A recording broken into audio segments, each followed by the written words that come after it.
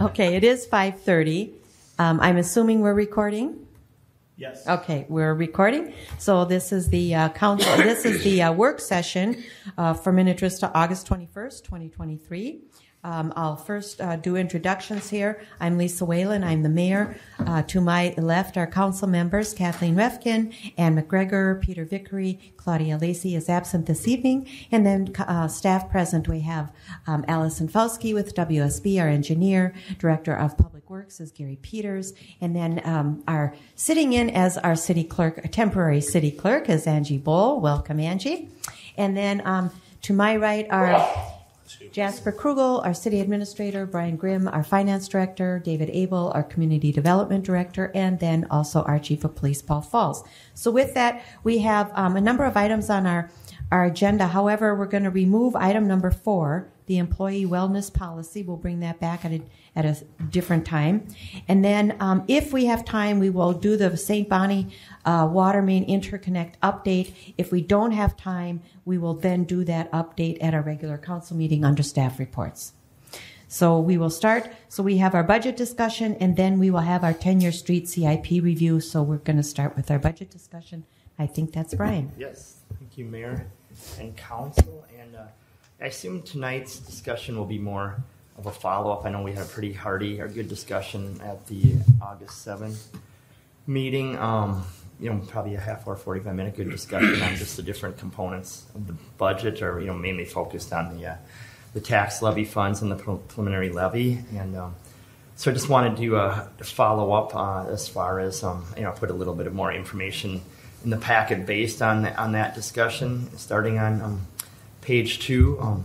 Just wanted to also double check on some of the items from the discussion on the 7th. It seemed like the council wanted to, or was a general consensus to start with the levy about that 14.6% net levy increase, to give a little more wiggle room to us, because obviously you can't ever raise the levy. It's once it's set, it can either stay the same or go down. So I think just based on some of the fund balance percentage, and just to give a little, and also what to do with that one-time money and stuff, I think the seemed to be inkling, or at least leaning towards leaving that levy as was presented. There was a couple options presented that night, and it seemed like that 14% levy option seemed to be the one that I think that was okay, right? Or yes, it was. That's right. Okay, and I know also would like to know Kathleen's feedback tonight, if there's anything else that she saw, since she wasn't able to make it on the 7th. So, and if there's any other general questions from the council. As you probably saw in the packet, there was some discussion whether to put a little more of that one-time police money to capital versus the operations. So they did do an option that switches it more, does 200 to capital versus 172 to operations, and vice versa. There, you can see on, I think it was on pages 5 and 6 of the packet, or 4 and 5, it swings it by about 0.5% projected at year-end 2024, 38 to 38.5%, roughly. I still think we will hopefully outperform that line item where it says projected 2023 surplus. I know our building permit revenue is coming real strong through, midsummer here, August, whatever you want to say. So, as well as some the drug task force money that's been referenced earlier and some of the other quarterly updates and stuff. So, I'm hoping that can even come in a little better, at 150, 200, but I don't want to, anyone to hold me to that yet, because there could be things that even on the expenditure side that all of a sudden go a little, get a little higher than expected or whatever. But right now we're trending pretty well. So, I don't know if anyone has any comments or questions. I guess I'll leave it maybe at a brief introduction and go from there. So, I think one of the directions we had, or questions we had, was last time, what are some of the CIP, or is there a CIP project for the police department? We talked a little bit about the gun range. Is there something else that maybe the police would like to see or do? So just for your information, we kind of talked about using some of this public safety money for potentially a CIP project rather than ongoing expenses, some of it for that next year. So with that, and then the council said, well, what are some of the things that the police would like to see? Yeah, it's a great question, kind of continued conversation from the last meeting a little bit. I know Paul and Craig have been looking at some alternative options to that gun range, and maybe I don't know, Paul, if you want to speak a little bit about that. But looking at it, I think City Council, with whatever we allocate from that one-time money to capital, I think it can be tonight or it can be a future meeting where we decide, well, do we want to use that for a one-time expense, one-time item that like the gun range or something like that. Or do we want to have it go towards existing planned capital expenditures that we already have, like squads and things like that? So that's kind of a direction that we're looking for from City Council. I know Paul's been brainstorming this over the last few weeks or month or so. So I don't know, Paul, if you can add anything to that. Sure. So I think, Mayor and Council, I think it's important to maybe, I'll try and keep this as brief as I can, but to talk a little bit about the gun range, because obviously we've been talking about this for a number of years. It's kind of been on and off over the years because there hasn't been a lot of public support for it. And with that, we know that there's new legislation that requires us, if we use tax dollars, to have a public use piece to it. And so as part of the process, Jasper had some potential partners come out and look at the space and discuss this with us. And these are experts in their field. They've built gun ranges for public use, and they run gun ranges for public use. And in their opinion, that was not an ideal space for public use. But I think it's important to point out that when that was built, that was never the intention. The intention was a law enforcement range, kind of a no-frills setup for law enforcement. And so most of law enforcement handgun training isn't at 25 and more yards, it's at 15 and less. So it was built with that purpose or that intent in mind. So I don't want anyone to have the impression that this thing was built wrong or anything like that. It's just that the public use piece really wasn't the intent when they built it. And so I have a hard time making a push, I guess, to use public dollars if the public ultimately isn't going to be happy because it really doesn't meet their needs. It would meet our needs. So yes, someday if we could finish it as a gun range for our purpose only, absolutely I would support that. But I think that's a different animal than what we've been talking about. So with that, we've been trying to find alternate uses for that space. And I think, ultimately a training focus is the important piece for law enforcement, for the police department. And there's a lot of things that could be utilized or could utilize that space. You've probably heard of FATS training, which is essentially computer screens with weapons that they don't fire real bullets, but it's like a computer, but they're very realistic. And there's a lot of input you can use. It's used to help officers with decision making for use of force, like shoot, don't shoot. You can add taser training to that, OC. Those systems have gotten much more complex and advanced in the past several years, so they're much better than they used to be. And now we're starting to see kind of the beginning of moving beyond FATS to the virtual training realm, which is you wear goggles and there's some kind of screens, but those possibilities are infinite because it's not restricted with old technology. So these are some of the things we've looked into.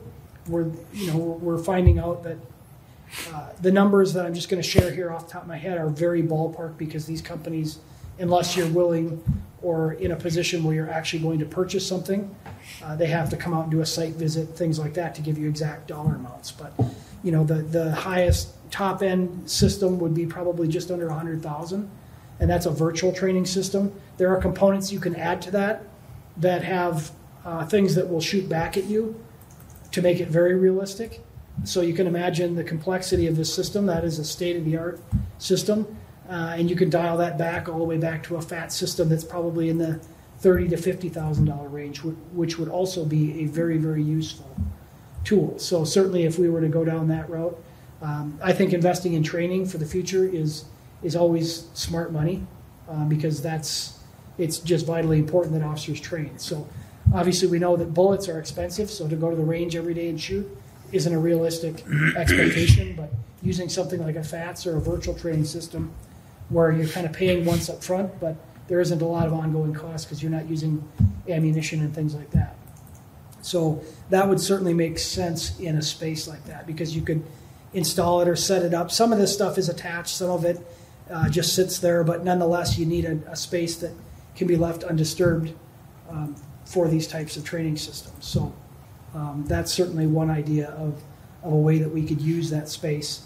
That doesn't mean 10, 20 years down the road, if they wanted to make that finish a gun range, you could simply move that stuff into the training room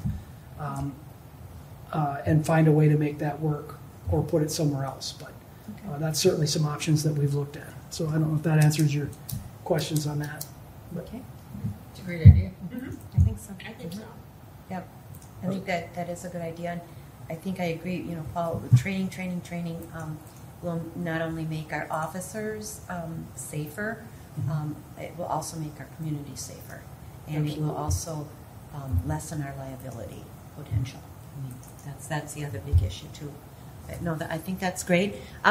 So I have a question for Brian.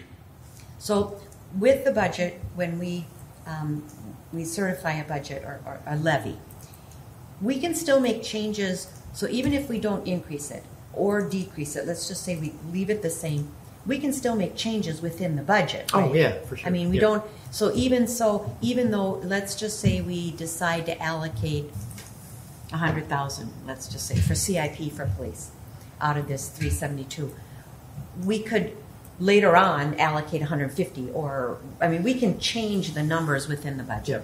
Yeah. I think one thing we've probably done a really good job at here is I know some of my colleagues, they even just provide more budget targets for their councils and stuff and more high level, where we've always provided a lot of detail even for this preliminary levy to certify in September. So I guess to your point, this isn't hard and set in stone as far as when what you see here. There's definitely some wiggle room. We just need to set a good tax levy on what we think we need to fund our services and our equipment and the debt and the roads, and we can still work within that framework to move things around as we see fit or whatever. So Just getting back to the gun range, just to be clear, so if we spend any money on the gun range, it has to be open to the public? Is that, or what kind of funding? No, not the. So when we say gun range, we're talking about the space itself. I know, but if, like, say in the future, we want to have a gun range, that always has to be open to the public? We use tax dollars. So which would, by definition... Yeah. So basically, Okay, I just wanted to be clear if down the road we wanted to do that.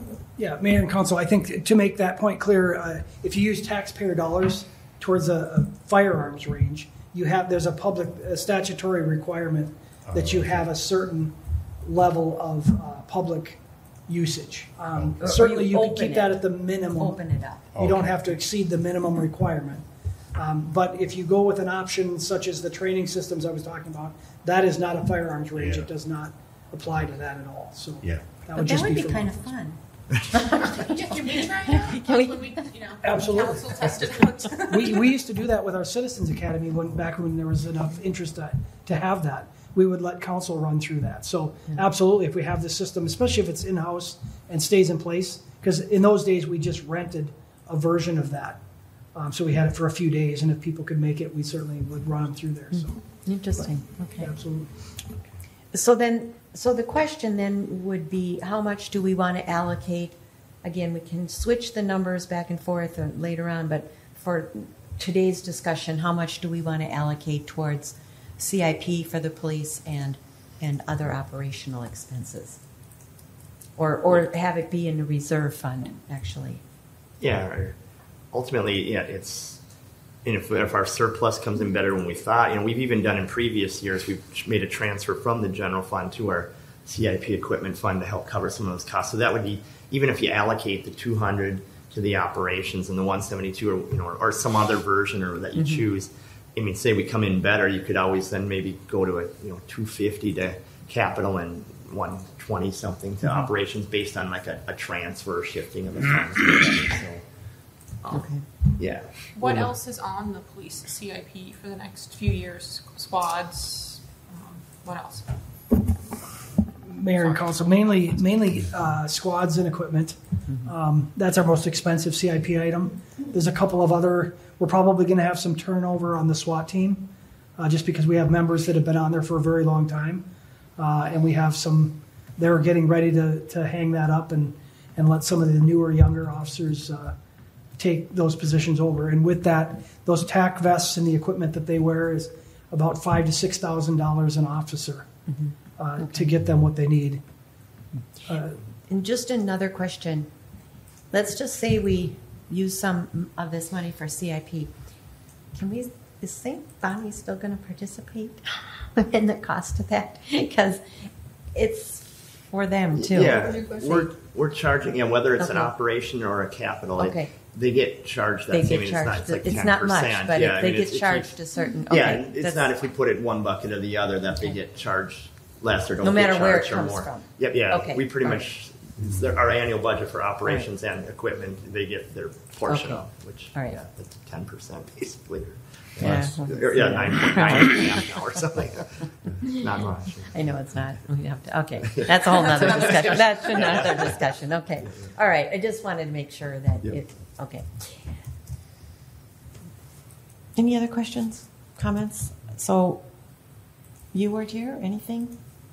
No, I mean, I think initially it makes sense to allocate the $200,000 to the CIP just to see, get pricing on the virtual. That seems like a great investment with the additional money, and then if we can, pre-purchase or plan for, the next squad car and the gear and have that, and then if we have extra, move it around as we see. That to me that makes more sense initially. Yeah, I'm fine. Okay, so if we go with the 14%, 14.8. 14.6. 14.6. Six? Okay. Yeah, 40. Yep.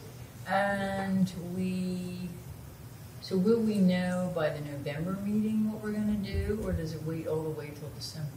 It has I mean, to we- be November, doesn't it? We'd have a better idea. We'd have December another 4th. third quarter report in front of the council in October, for how we're doing year to date this year. By November we'd have a better feeling, and then for sure we'd have we'd come with our staff recommendation to that one meeting we have in December, scheduled right now. It's early though. It's December 4th. Yeah, I it is. think It's first week. so. It's an early.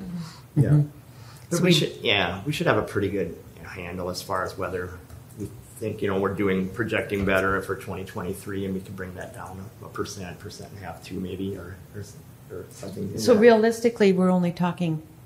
So I want to make sure that to manage expectations here, it's not going to come down 3% or anything.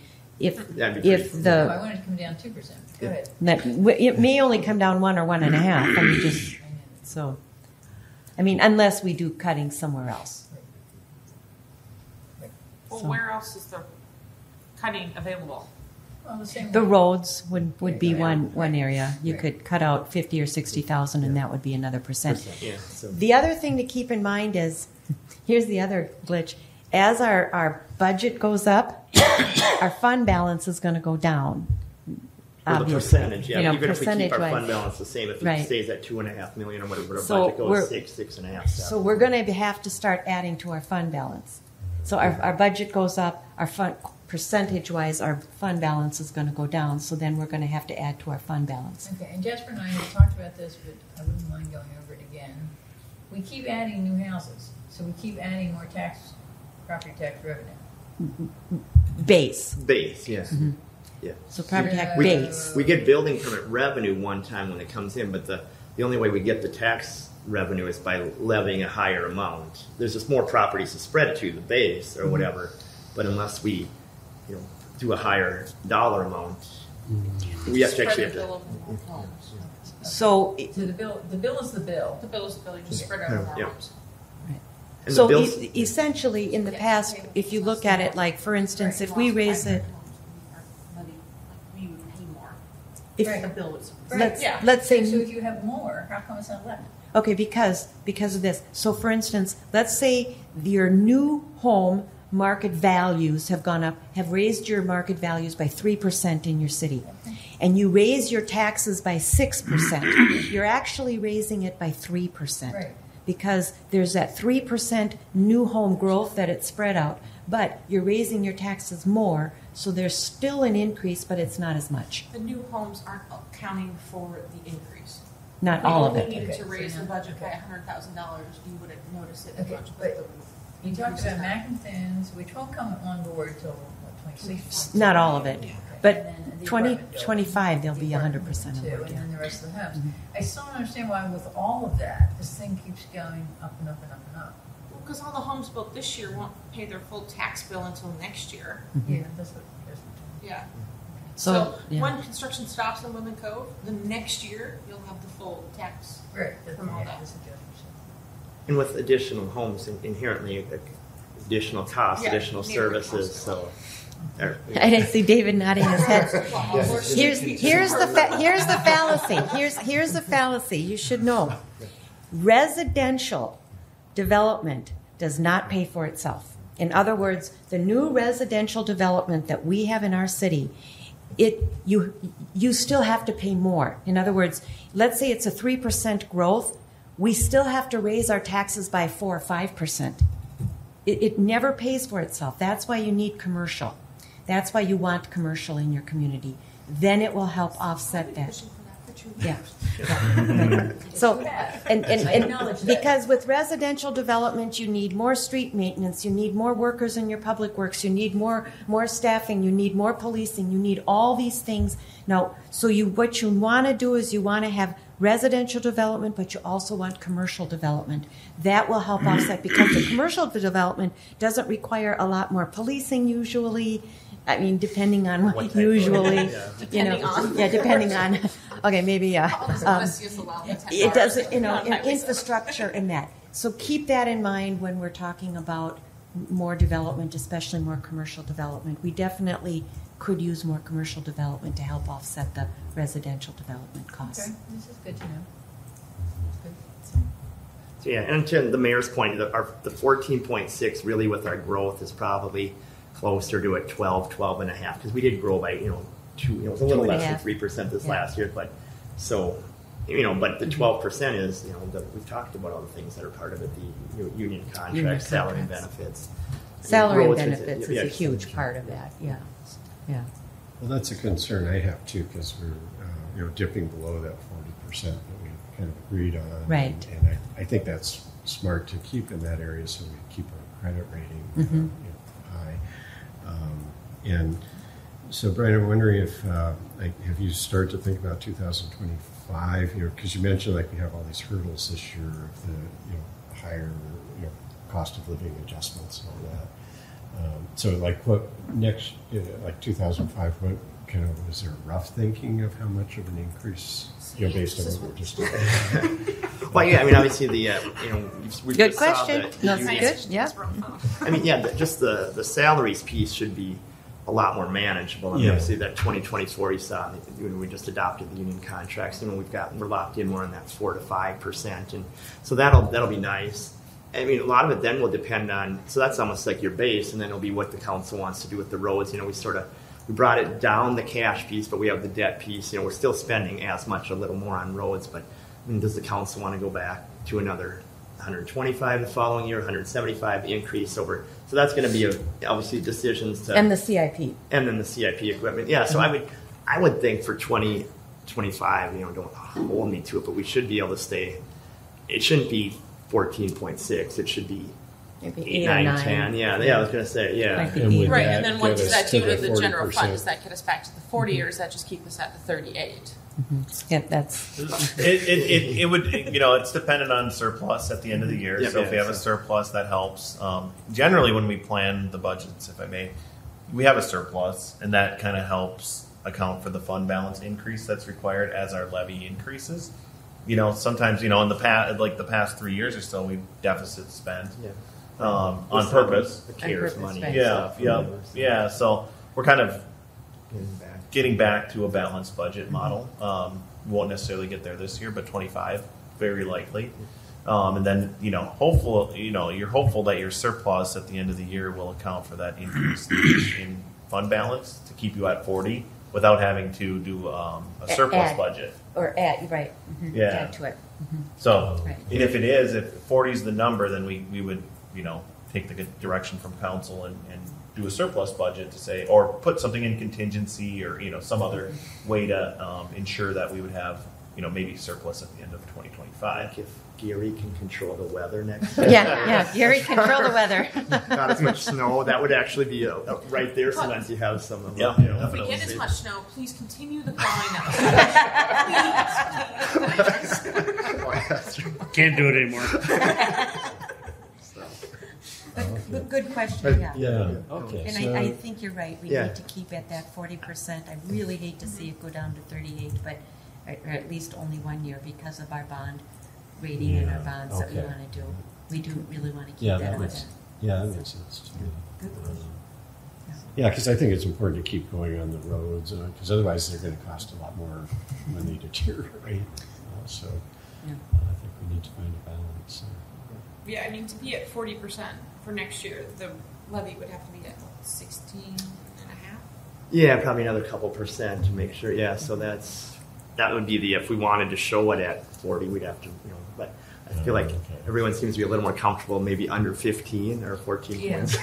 And here's the thing, too. Okay. Maybe next year, when you look at the budget for 25, we might have to say, okay, we're going to still see about a 9 or 10% increase in order to keep that fund balance there at that 40%.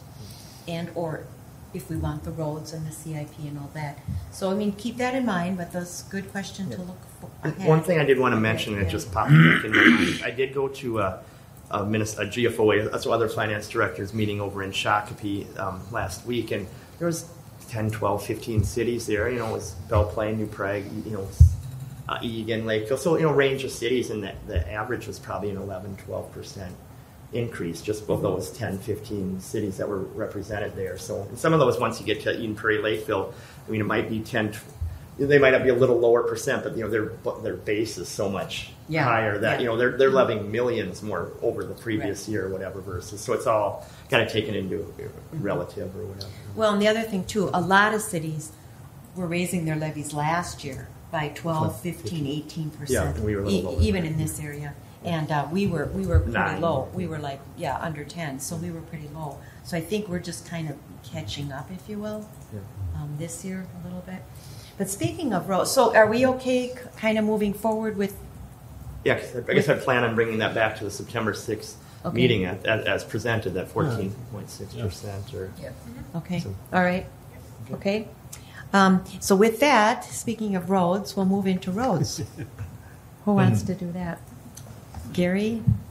I can. Yeah, Madam Mayor, Council, what just kind of presented to you the 10-year CIP we've been working on. Ms. Felsky and I have been working on this for quite a while, trying to get almost all the roads that we can kind of come up with on the list. Like anything with our other CIP too, it's kind of a moving target, so this will always change, and a lot of the numbers will depend on how much the council wants to fund each year, how much this will go up, and then what your appetite is for the amount of work. I would say right now we're probably set pretty good for next year, doing just mill and overlays on the projects, which don't entail a lot of meetings and stuff like that. A lot of it's more simple work. Where 2025. We're going to have some reclamation and some full depth removals. 2 of them that are, kind of a bigger project. They're going to be accessible, which will have a little more work to them, and they'll give us plenty of time to get it in. The biggest question that we're going to have is, and you can see on there, the 2026 bonding project that we put out there to help try to play catch up. It's huge. Kind of need to know kind of what your appetite is, how much money you want to really look at, because that'll make a big difference moving forward to 27, 28, 29, and so forth of what we have to work with. So, and then the other big question would be the funding aspect of it. What dollar amount are you looking to stop at if there is one? Do you just keep adding every year to it, to a point where it's 1.2, 1.5, 1.9, 2.1? You kind of decide to where we want to put that funding at once we get there. the big aspect that we're going to have that's not quite in here yet, I've been working on this now for 7 days straight here with the maintenance aspect, is trying to put the maintenance projects together, what we're going to need. And by that, what's going to have to be crack filled, what's going to have the crack fill and the reclamite, and then what's going to be crack filled, seal coat, and fog sealed, depending on what happens with the project this year. So we've been working on that. Just kind of a index here for next year, just kind of looking at what I've come up with now. We got about 153,000 just in maintenance coming up.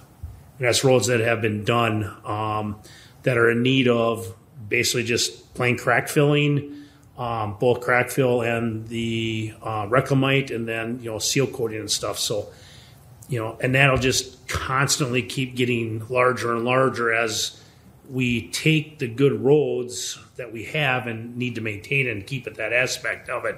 So we'll have it, once we get this kind of in place, we'll put it out there. You guys can look at it. There's lots of tabs on this. Mm-hmm. I've only presented one tab. I think I've got, it's 23 tabs right now on my index here, going all the way out for the next 10 years. So I do have stuff all the way out to 2032.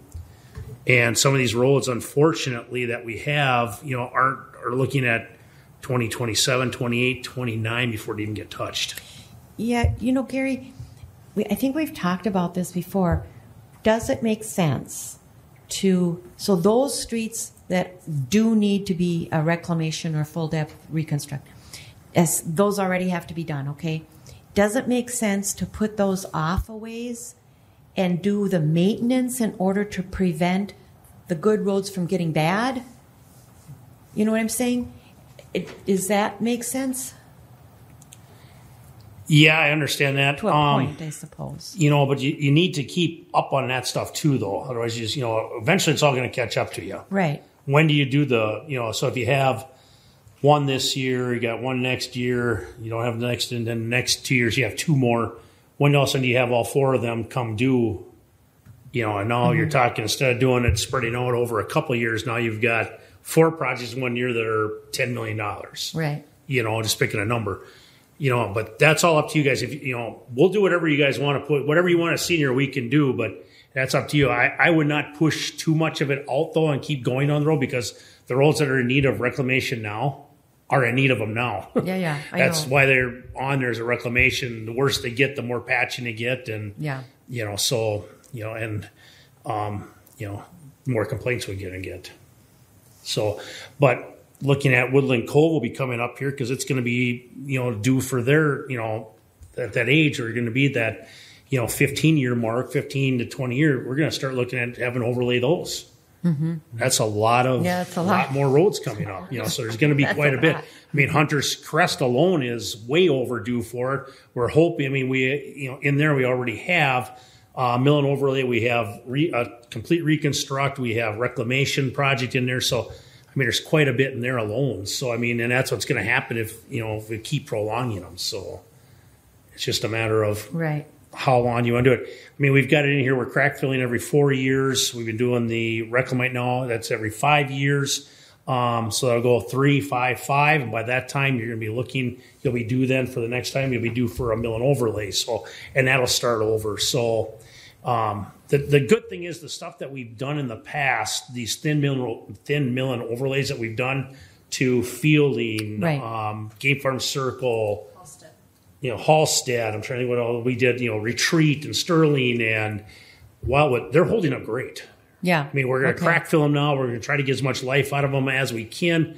We're kind of hoping that 5 to 7 years. I'm thinking now, looking at some of them have been already 3, 4, 5 years. Right. We're probably getting 5 years, 10 years out of them, which would be great. So that'll help push those reclaims down, down the road. Right. Some of the other projects though that you look at that are coming up, and if you look at the 2024 CIP that we have on there, the biggest factor is going to be the for 26 is the Cardinal Cove area. We still have a gravel section of road in there. We have areas of that do not have water.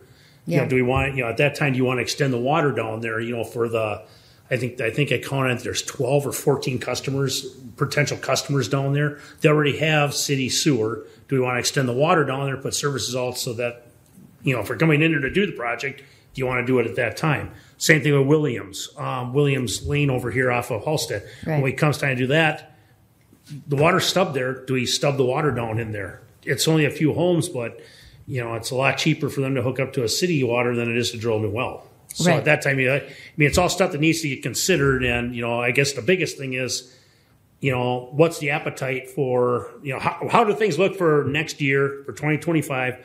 But the big question that we're going to have is 26. Well, 24 is next 24, year. 25, but 26 is going to be the big one. What's your appetite for it? And Well, Carrie, let's talk about 24 first. Yep. So I don't see Hunter's Crest on here. What am I missing? Hunter's Crest won't be. That'll have to be a bond project. 26. That's in 26. I thought we were doing that next year. No. No, that's Okay. Hunter's Crest alone is. I want to say that was 3.2 million. Okay. So that's quite a chunk. All right. To that point, how are the costs estimated? What multiplier did you use for today's cost? Are we just using today's cost? We've been taking what we had, and on there we have a historic bid tab on here. So every year that we've done projects, it gets added in there. So we're keeping a running tab of averages.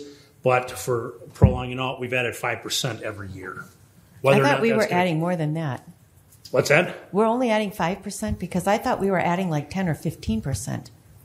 Madam Mayor, if I may, we looked at adjusting. We kind of had a hard adjust up, I want to say, in 2018 to 2019. Okay.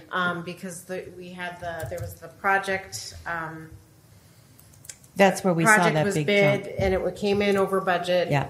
Bids were rejected, so we amped up the multiplier on it at that time, and then we've been staying anywhere, but usually around 4%. Now we're doing Okay. about 5% because we're seeing pricing going up. Well, now the bidding climate should be a lot more consistent versus obviously during COVID, didn't things get a little goofy too and stuff as Okay. far as supply chain issues? Yeah. So yeah, I think the 5% would be good right now.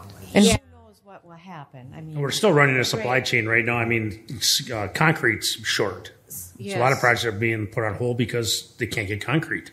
oh, geez. So, which is just lovely. Supply chain, and then we're also seeing the federal funding once that starts coming through. Yeah. And coming through construction. We're keeping an eye out on how is that going to change the workforce. Are we going to see, workers that are currently working for smaller contractors going to work for bigger contractors on the, Yeah. we're doing our best to take a look at it. But I think we've got a good schedule with our early bidding has certainly served the city well, particularly Okay. this year. So basically, we've taken 2023, we adjusted it up. We added 5%, and then again we added 5% again Yeah, in 25. in 26 5%, and stuff. 5%, and and so forth. So it's a guesstimate. I mean, that's what this is. Is just kind of a here's what we're thinking. What's your appetite, basically? So So in 2024, so next year, mill and overlays only, and obviously because we haven't decided on or haven't started process for a reclamation or a 429. But then I also want to say that should give us some time between now and let's say April to talk about, we've talked about it before, but talk about our assessment policy. We've talked about, do we want to ratchet it down? Do we want to, what do we want to do with that? And so we want to talk about that before we have to do another assessment. So in the past, when we've done an assessment project, which in 2025 there would be some Windridge Trail and then Trillium, we want to have that discussion before we have that, and we want to start that project probably discussion of it, neighborhood meetings, that kind of thing. Probably in May of 2024, April, May. I think that's when we've been starting. Madam Mayor, historically we were coming in, I want to say in August with the neighborhood meeting. Right, But but we've started the process. we started the back in- process and made those decisions sometime in May, Yes. April, May. So I want to keep that in mind because that I think has been really good in order for us to get ahead of the game and put those bids out there in January. That's the goal, to get those bids out there no later than end of January. So that's kind of for your FYI because you haven't Yeah. been here. So Okay. you get better bids the earlier you go. So, so with that, just keep that in mind. We want to talk about that assessment, and then we want to also get these 2025 projects out there rolling, started sometime in April, May of 24. Okay, and so when we do the strategy session for next year, that's when we put the whole big picture together between the water and the roads, right? You'll actually get that kind of put together when we talk about water budgets coming up in October, high level, because we'll have to plug some of those numbers in. The idea will be if we have to replace water main or if we want to extend water main, those are kind of bigger discussions that'll impact the water fund. Sewer fund and the stormwater fund are kind of, they're there, they get used, but really these projects will have more of an impact on the water fund. So the strategic planning would be a good time to talk about that, talk about 2026 probably, because that's going to be an ongoing discussion, you know, as these, it's a big number. I think it's like 8.5 or 9 million now. So that's just, it's probably a little bit smaller project than we have right now, but with inflation, it's more. Yeah, what's rolling around in my head is the water treatment plant. Which And is that has to good. be bonded for as well. Likely in 2025. Okay, Yeah. So somewhere along the line. I So just in need 3 a years, we're picture going number to to know bond what for $20-something million we're over doing. the 3 years. Probably not a bad estimate, Yeah. Yeah, I mean, so Yeah. keep in mind too, we will have a few things come off the books in 27, I think. Not based on that level. Yeah. I'm just- 27 the facility. 27. No, No, 30. 2030 is the facilities. Yeah, Oh, we're okay. pretty locked in until 29. And Game 30. Farm? Game I Farm. thought that was 27, 28. No, I think that was what 2030 also. Okay. By the time, yeah, we really don't have anything major Okay. coming off between now. I think we have like the Maple Crest project, which Right, is that's big, minimal, it's right. minimal. So yeah, 2030 is when we'll get some relief on some of those other. On some of the bigger items, okay. Yeah, I mean, it's good to know, good to look ahead and think Yeah, about I that. think for 2024, we seem to be fine. But again, we are going to have to take a real good look at 25 and 26 with how much bonding we can actually do. In 25, will we have to do bonding? For the treatment plant. Oh, for the treatment plant, Yeah. but not for the Not for the roads. roads. Yeah. Yeah. Yeah. And that's what I say. I mean, this is, you know, I say it's a moving target. So Right. whatever, you know, it's Right. it's whatever your appetite is. You know, I mean, it's the biggest factors are going to be some of these. I mean, you drive through some of the roads. Just remember, the farther you push them out, they change from simple mill and overlays to reclamation, so they Right. get more and more. So Right. you know, it's just Do you think Hunter's Crest can wait until 2026 without having to do? most of it can. I mean, without coring it, we don't know. But I mean, we'll have to do some quarries out there. You know, but you know, it's roll the dice on it. You know, type deal. So. Right. I mean, there's several. I mean, we have so much need out there, just not enough funding for Yeah, I know. it. So, I know. I mean, stuff that should have been done. Will 20, we- 20 years ago Yeah. Right. wasn't done. So, I mean, we're Yeah. behind the 8 ball yet. So, Right.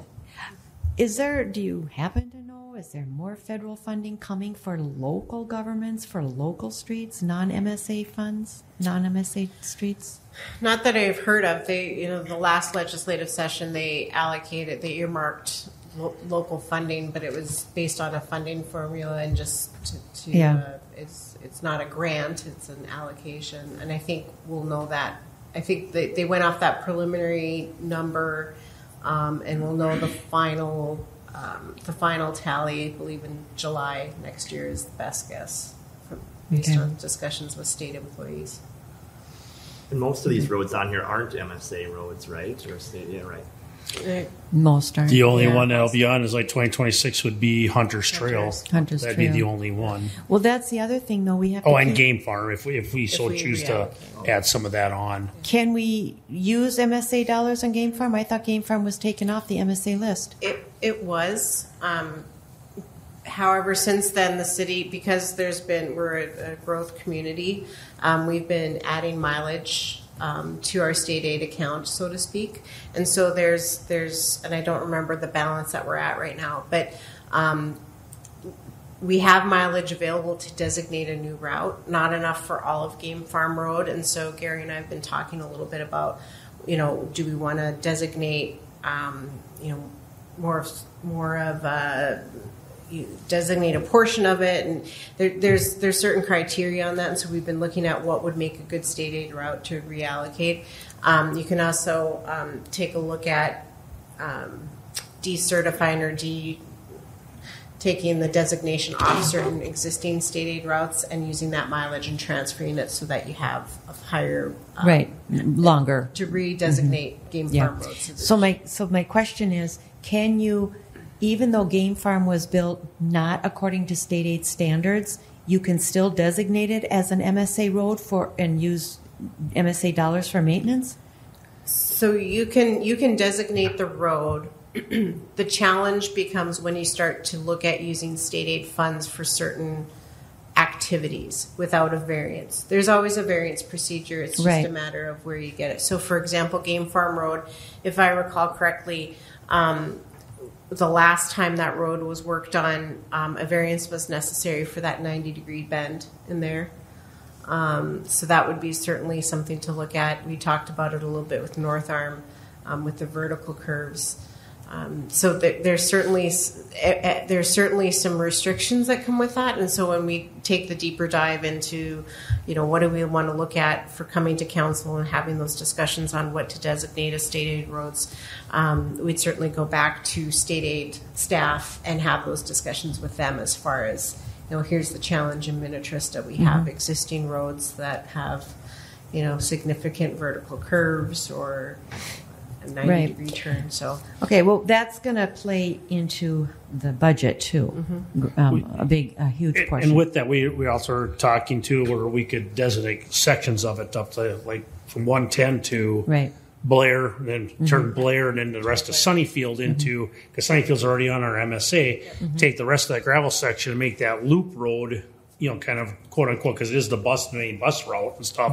You could designate that smaller area in there, and a chunk of it. At least we get that part of it on, because like you say, the turn and the big hill there going up towards Kingswood is going to be the big factor. Are they, would they allow it on there? I don't know. So. And we'll take a look at that, because if it's $9 million or whatever it is for 2026, but we can use $1.8 million, and I don't think we can't wait and keep $2.2 million in our MSA fund, because then we're over budget. So we're over the allocated amount. I think it's 1.6 that we can keep in there. Yeah. So there's if once your fund balance gets over, I can't remember, it's $1 million something.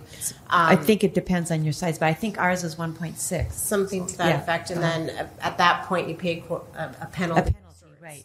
I think so it's 5%. Our goal is to keep it under that $1 million. Right. So, gosh, you know what our balance is? We've been communicating. We're not near that $1 million amount because was it a year and a half ago? We took a big chunk out for Halstead. For Sunny. Well, both, right? We paid out for more for Halstead.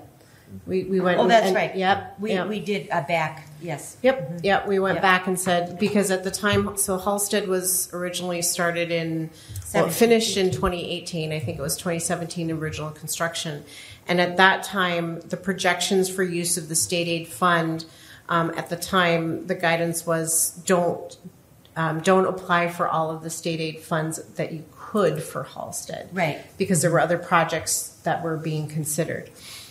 So the Halstead project went through, and then we started taking a look at that fund balance, realizing it was creeping up there. We took some money out for Sunnyfield for that work there. The year was that 2021. My years are getting mixed together. So I do keep a very close eye on that. Brian and I do have discussions on that. But we are, we're getting, and we also, there was a year where the allocation was less than what it had been previously because gas tax revenue wasn't up there for 2020. Right. Okay. All right. Gary, Allison, what do you need from us tonight?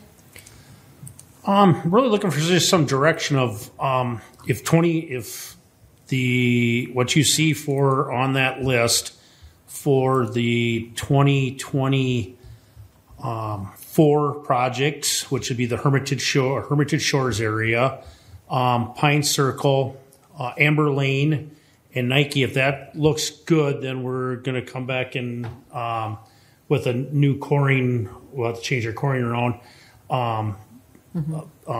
thing. Well, actually, we wouldn't, because we're going to ask if 2025 also looks good. Then the corings would stay the same. We've already done Trillium. We know that is. And actually, 2025, there is no need to core anything because we know Windridge is shot. Right. That is, I mean, it is beyond, stuff. So basically, they'll be bringing back corings for next year just to make sure that what we have listed as mill and overlay can be there, and that Nike Road doesn't have any issues with it too. So basically, we're just, if you guys are good with that, that'll help us there, and basically start thinking about the 2026 bonding project and what we want to do, because not so much this year, but sometime next year when we do have our discussion of what's coming up, we're going to need to know some good direction on that. How much you guys want to bite off. I know it was brought up, and I started on the spreadsheet. I the other spreadsheet here for the actual breakdown of everything, which is our BMP by neighborhoods here. I don't even know what I'm up to for different columns. I'm way into it, but I know I've added because I know there's questions. So we're breaking it down so we can get a total of what will come out of our sewer, water, and our stormwater funds for you guys. So you kind of will get a better breakdown of it, as far as that goes. So you can it'll show a lot clearer understanding of what's coming out of what funds. So I'm assuming when you say estimated utility costs, but that's both sewer, water, and stormwater then, right? Correct. That's everything. But we'll be able to break it down better, and let you know, hey, this is what, we got, 17,000 coming out of water, 18,000 out of the storm, and stuff like that. So it'll be the same amount, but it'll just break it down a lot nicer for you. Okay. So I just have one question for 2025. You've got Trillium area for a full depth removal, but in the council packet it says reclamation of Trillium. Same difference, really. I mean, because on 2026 we have reclamation, so whatever terminology we're using, let's be consistent, because I was getting confused about what I like full depth. I like full depth removal myself. I mean, and you use reclamation, but So the nuance is reclamation. You grind up the pavement and you typically leave most of it there. So what we did on North Arm, full depth removal and replacement is what we did in the parking lot here a handful of years ago, where you're a curb and gutter road. And so usually in those instances, you're usually pulling out the full pavement depth and putting it in. But we still need to know the information about how deep is the bituminous section through there. So with some of these reclamation and full depth removal, we do want to know that we have a good, is it 2 inches of pavement? Well, that's so not we our don't standard really section. know that until we do the corings. Correct. Okay, but we've done the corings on Trillium, so we're asking for them in the work session. or in the council meeting. No, the Trillium, I think the corings are Trillium done. was done, but Windridge, Trillium was done. Windridge and Hermitage, Right. Pine Circle, Amber, and Nike were the ones that we were just going off the top. Well, and Windridge, I don't believe was on there because that is totally shot. I mean, there's just no saving it. So, but you don't need to know if you're going to do a full depth or reclamation. That'll be a reclamation on Windridge. So that'll be a complete grind with the base, redoing it and regrading and stuff there. So I mean it was put in back in '96, but I mean we can take some cores in there if you want, but it's. I think you're going to find that it's going to be, for the minimum traffic that's in there for the only issue, I think there's only 7 houses in there. Yeah. So it's going to be quite spendy. All right. So, any questions? No. Are you okay with this, at least for the next 24, 25, I was going to say school years. So we'll go with that. And I guess, like you said, it's a moving document. It guides us. And then that way too, we know what's coming up. But Well, and then when you do the projections for 2025's levy, plan on the 175 then for the road budget that's in this. Yes, that's what Gary wants. That's the one. Yeah, no, that should be attainable. Or Because it says Like I say, that's part of the moving target. I mean, if it changes, we just adjust numbers. I mean, so as it goes forward, we'll just start changing stuff. So okay. and some of that we do have potentially a little bit of flex with some of the special assessment revenue that's came into the funds and stuff, and that's some of the obviously in the carryover that's listed here and stuff. So, but as you know, we get different prepayments or as they're coming in from the Hennepin County, that helps to go to the bottom line as well as the tax dollars. So. And it's okay to spend down your CIP for streets, like that money. Right. We want it to do it to work it. We want, yeah. So. Oh, yeah. Right. Exactly. We don't need a fund balance. Yeah. No, but if we're planning for a Right. $2 million project in 2 years, we want to have a fund balance for the first year. For the first year, maybe. Yeah, right. Oh, let's see. How does that work? If Why we is don't, your yeah. fund balance at 1.9? Because we have a $1.8 million project scheduled for next year. Okay. Yeah. That's Exactly. that's But I easy think to explain. this is really good because it gives everybody heads up, and it also helps us for our financial planning as well. So this is really good. I think you did a great job. Unfortunately, it's going to take us all these years to get caught up. So, but and we'll update you as we get the maintenance part of it in there and add it in because that'll make a big difference too coming on the road. But we'll add all that in okay. and that's going to be guesstimate numbers after 20. Most of it's just going to be, I think, after 2027. It's just going to be a lot of blank numbers because Yeah. who knows what it's going to happen. But as we get closer, then we can start adding in the right numbers. And So. I think that's okay. And as long as we have like a 3-year maybe numbers thing. After that, if we just know the projects. Yep, I and think- that's kind of what we're aiming for, Right. I think. I think that's fine. I'm okay with that. Are you guys? Yeah, because I think after more than 3 years out, it's just a total crapshoot. So, all right. Although I like our fund balance in 2030. Curious the math, right? I'm actually out to 2033 or 34, actually. So All right. If there are no other questions, then what we're going to do? You have 3 minutes to do the St. Bonnie water update? Do you want to do it now? Yeah. All right. Go for it. All right. So St. Bonnie City Council is proceeding with the water interconnect meter. We got a cost estimate for the change order from the engineering group, Bolton and Bank, from SM Henches, who's doing the work. $44,000 for the 1 meter. There's going to be additional engineering costs on top of that. I'm guessing it'll be probably around that $55,000 range.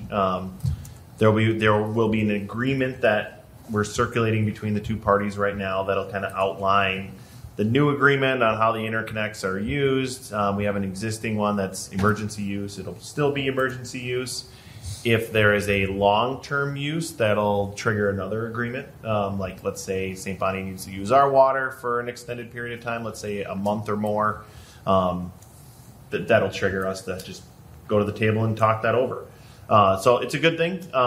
It's progressing. I think they're gonna. I mean, they're already. I think they're paving Glacier already, or they're doing the work. They're in there working right now. So it's going to happen pretty quickly. So there's a meeting tomorrow between our engineering group and their engineering group to kind of work through some of the details on the specs. So it's moving forward. There'll be more to come. I think it's a little bit less than what we expected or were planning for. So it's happening. So our portion would be, if it's, let's say 50,000, our portion would be 25. Correct. Yep. Be 50-50 split. And that then comes out of the water fund. it would come out of the water fund. All right. So Okay. that's all I have. There will be more to come with that. So can I just give, I got a minute, right? I got a minute. It's 1 minute. I'm just kidding. There's a lot of cities passing ordinances about cannabis use in public. If that is something that anybody here feels like we should do, you can nod, wink, or send me an email, and we can bring that forward to another work session to see if we want to pass an ordinance. Well, okay, so would that precede the other moratorium? I mean, so we have a I would moratorium say on. it would be if someone already, let's say they bought it in Colorado and brought it here, they could not smoke it in the public areas, Yeah. like the parks. It wouldn't be an addition to the moratorium. It would just be a policy that we don't allow cannabis use in public spaces in Minnetrista. So people, we cannot come and smoke marijuana here at City Hall. Correct. Yeah. Just in case you wanted to. No. So if you, Well, we have an ordinance. We don't allow alcohol in public places. correct. We don't have. Except there might be an exception when we do the event, the holiday. There is, yep. So there's special permit exemptions. We don't have an ordinance against smoking in Okay. general, so we could look at that as well. So if you feel strongly, drop me an email. The MediaCom franchise agreement is pretty much, I think, negotiated and done. You'll likely see some things in September regarding that. Am I gonna like it? I think so. I mean, it's really We cleaning up. don't know, Ann. Yeah. It's there aren't any fireworks if you're looking for that, but Are they No, gonna actually, finish the not stuff the that they parks. I'd didn't like to finish come, the but I last understand how it can be. so a lot of it is cleanup of what was in the old agreement that is no longer relevant. So the areas that were All right. determined to be that they were supposed to build out in, they're now built out by Midco. So there's nothing in there. It's just if there's new developments, there's a new density number that triggers them to do it. But other than that, it's just kind of cleaning it up, and there's no change. We're maxed out on the PEG and the franchise fee, so it's the same. So hopefully somebody from Kennedy and Graven will be here on the 6th to provide an update. If they're not able to, there's some scheduling conflicts that we're trying to work through. It might just be me going over the executive summary. So, but yeah, that's going to be wrapping up here pretty soon. So Good. that's all I have. Okay. Thank you. With that, is there a motion to adjourn? So moved. Thank you. Is there a second? Second. Thank you, Peter. All those in favor signify with aye. Aye. All those opposed, motion passes 4-0. And we can now go out and greet our people that are out there. Yeah. Yeah, there's a party. Yeah, it's a huge party. Did you guys